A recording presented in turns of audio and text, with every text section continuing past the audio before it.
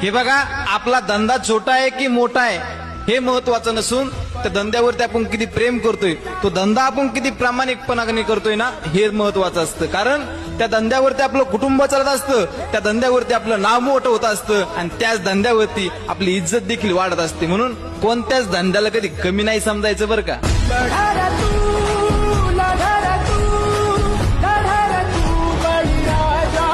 हे बघा, आपला धंदा छोटा आहे की मोठा आहे हे महत्वाचं नसून त्या धंद्यावरती आपण किती प्रेम करतोय, तो धंदा आपण किती प्रामाणिकपणाने करतोय ना, हे महत्वाचं असतं. कारण त्या धंद्यावरती आपलं कुटुंब चालत असतं, त्या धंद्यावरती आपलं नाव मोठं होत असतं आणि त्याच धंद्यावरती आपली इज्जत देखील वाढत असते. म्हणून कोणत्याच धंद्याला कधी कमी नाही समजायचं बरं का.